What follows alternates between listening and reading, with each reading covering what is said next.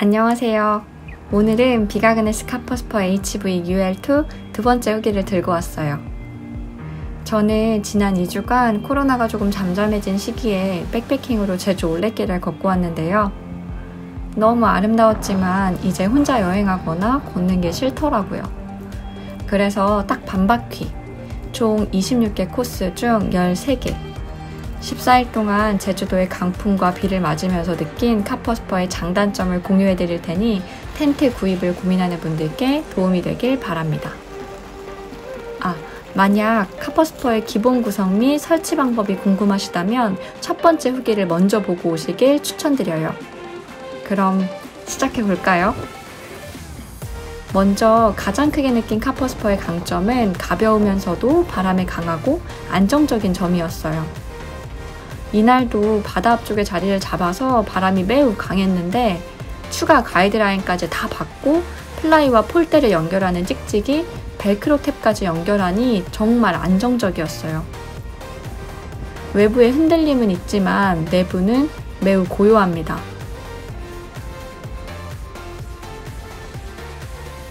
그런데 진짜 좋았던 건 무게예요. 제 경우에 매일 15km 이상을 걸어야 했기 때문에 무게를 줄이는 것이 핵심이었어요. 무엇보다 백패킹 기본 장비인 텐트와 침낭, 매트, 가방은 제 기능에 충실하면서도 최대한 경량화시켜서 10kg 내외로 패킹하는 게 목표였거든요. 가벼운 만큼 오래 걸을 수 있으니까요. 그런데 카퍼스퍼의 경우 2인용임에도 불구하고 1.42kg이고 추가로 챙긴 풋프린트와 팩 6개까지 해서 총 중량이 1.6kg이니 완벽했어요. 혼자 들기에도 부담이 없으면서도 남자친구가 왔을 땐 둘이 편히 쉴 수 있으니 정말 좋았습니다. 그리고 가벼운 만큼 원단도 얇다 보니 스킨과 폴대를 분리해서 넣으면 전체적인 부피가 반으로 줄어들어서 패킹하기도 쉬웠어요. 저는 패킹할 때 이너와 플라이는 가방 안쪽에, 폴대와 풋프린트는 옆주머니에 넣었습니다. 시간이 갈수록 패킹하는 실력도 늘더라고요. 근데 원단이 얇다고 약한 게 아니에요. 진짜 웃긴 게 넷째 날쯤 텐트 앞에서 고기를 구워 먹었는데 주변에 길고양이들이 많았어요. 쟤들끼리 나무도 타고 친하게 놀길래 귀엽다 했는데 갑자기 다가오더니 제 텐트에 올라타는 거예요. 와, 이거 진짜 100% 찢어졌다 했는데 멀쩡? 그땐 정신이 없어서 못 찍고 이후에 찍은 영상에서 찾아보면 아마 이쯤 됐을 거예요. 그런데 멀쩡하죠?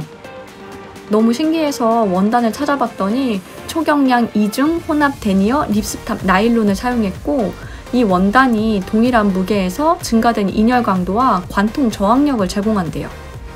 쉽게 말하면 잘 뚫리지도 찢기지도 않는다는 말인데요. 텐트 원단이 약간 바둑판 모양으로 생긴 것도 찢긴 부위가 쭉 밀려나서 더 벌어지지 않도록 립스탑 직조 방식으로 만들어진 거래요. 뜻밖의 성능 테스트 최고였습니다.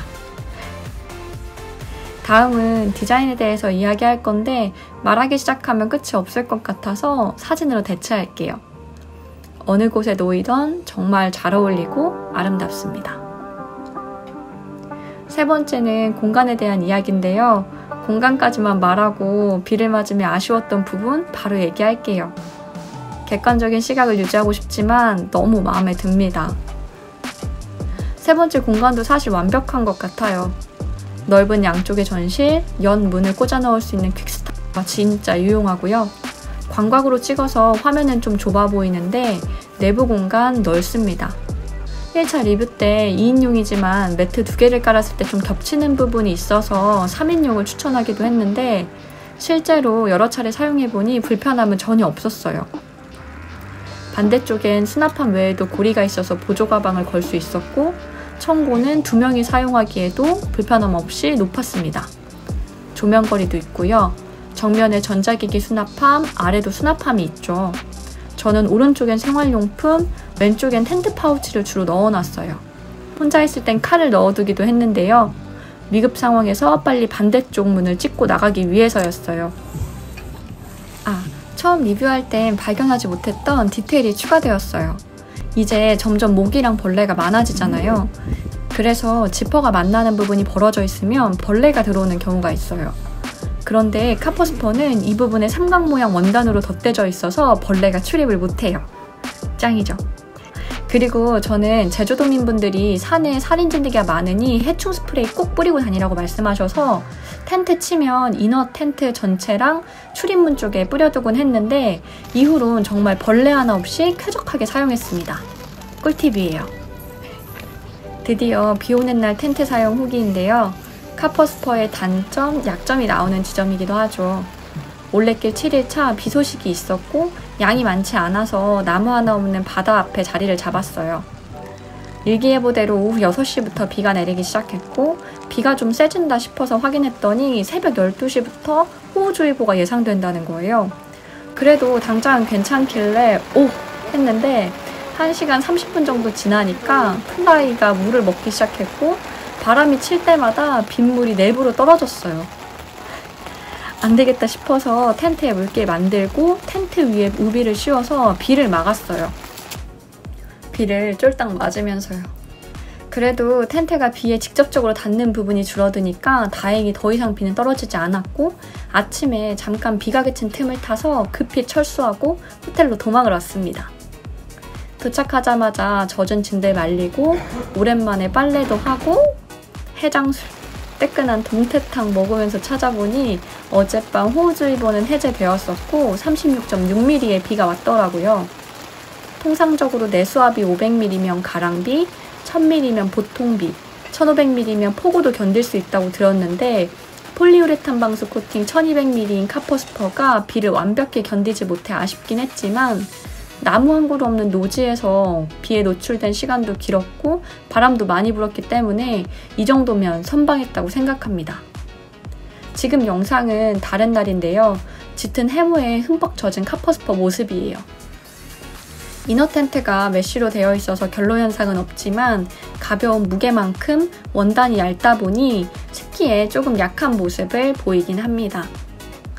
그래도 다행인 건 심실링 처리가 잘 되어 있어서 지퍼 사이로 물 새는 것도 없었고 얇아서 금방 마르니 좋았어요. 무엇보다 어닝이 있어서 얼마나 좋았게요?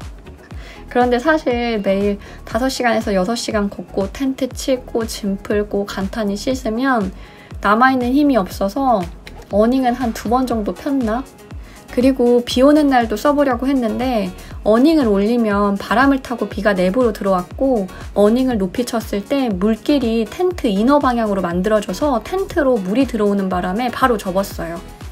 그런데 어닝 높이를 낮춰서 치면 비나 햇빛을 더 잘 막을 수 있고 전시를 넓게 쓸 수 있어서 좋더라고요. 결론은 어닝이 타프처럼 비나 바람을 막아주기엔 한계가 있을 듯 합니다. 그래도 비슷한 무게와 재원의 텐트와 비교했을 땐 텐트에 다양한 기능이 있어서 매우 만족스럽고요. 제가 지인에게 이 텐트를 추천받으면서 그래? 그럼 이걸 사야겠는데? 하는 마음이 들게 하는 말이 있었어요. 뭐냐면 요즘에 좋은 텐트가 너무 많이 나온대요. 그래서 비슷한 무게와 재원이면 공간을 어떻게 살리는지 사용자에게 얼마나 쾌적하고 편리한 환경을 제공하는지 보고 사라는 말이었는데요. 실제로 2020 카퍼스퍼는 다양한 수납과 넓고 높은 내부 공간, 사용자의 편리성을 높이는 디테일, 튼튼함, 안정성, 디자인까지 고루 갖춘 텐트인 것 같습니다. 칭찬이 많은 건 좋으니 어쩔 수 없어요. 귀여운 멍멍이 보면서 이해해 주시길 바랍니다. 근데 실제로 텐트 피칭하고 있으면 주변에 계신 분들이 와서 이 텐트 진짜 보고 싶었다면서 구경도 많이 하셨고 좋다고 하셨어요. 그렇게 안면 터서 혼자서도 안전하게 캠핑을 할 수 있었습니다. 친구 만들기 기능도 텐트 스펙에 추가시켜야 돼요. 여하튼 길에서도 온라인에서도 관심을 많이 받고 있는 텐트라 한 번 더 후기를 남겼고요. 모두가 코로나로 힘든 시기를 보내고 있지만 자연은 그 자리에서 여전히 아름답더라고요.